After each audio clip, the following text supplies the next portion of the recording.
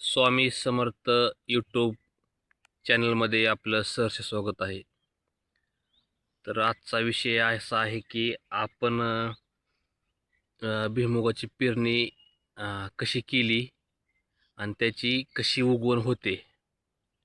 तर ते आपण आजच्या व्हिडिओमध्ये मी तुम्हाला सांगणार आहोत. आणि बियाणं किती लागलं, कोणता घेर खाली आणि कोणता घेर वरती ठेवलेला आहे आणि कोणती व्हील्स वापरलेले आहे, त्यावेळेस अशी भुईमुगाची उगवण झालेली आहे. तर चला, तर हे अर्धा एकरचं क्षेत्र आहे.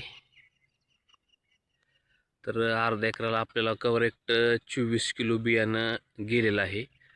तर आपला हा वरिंबा टू हा वरिंबा 6 फूट भरतो. तर 6 फुटाच्या आत आपण 7 नाळं 7 नाळ्यावर पेरणी भुईमुगाची केलेली आहे. तर आपल्याला 24 किलो बियाणं गेलेलं आहे. त्यासाठी आपण 4 नंबरची व्हील्स, भूमी कंपनीचं यंत्र आहे आपलं, 4 नंबरची व्हील्स आपण वापरलेली आहे.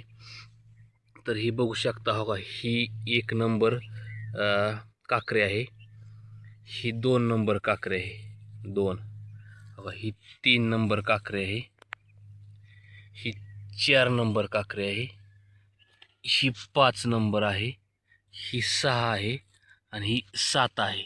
अशा 7 काकरीवर आपण भुईमूग पेरलेला आहे.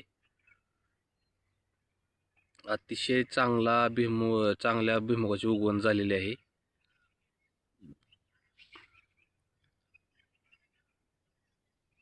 तर आपण 18 दाती घेर खालीच ठेवला होता आणि 12 दाती वर ठेवला होता. मध्ये असा प्रश्न आलता की प्रत्येक जी 4 नंबरची व्हील्स आहे, त्या प्रत्येक खचित भुईमुगाचं बी ती व्हील्स उचलत नाही. तर अगदी बरोबर आहे. तर ती व्हील जी आहे ती प्रत्येक खचित भुईमुगाचे बी उचलू शकत नाही. ती एकाडे एक उचलू शकते किंवा सलग 2-4 उचलू शकते, सलग 2-3 सोडू शकते. तर त्याचं तुम्हाला मी उदाहरण सांगणार आहे.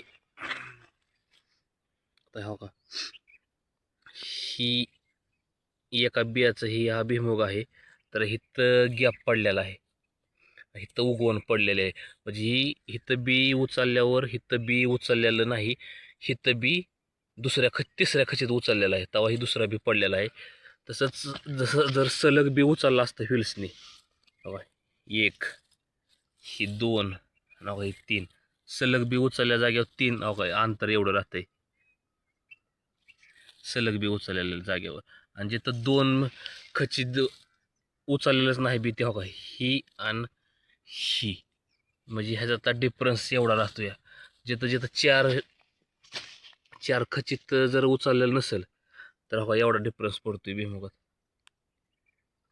आणि सलग इथं प्रत्येक खचिनी बियाणं उचललेलं आहे.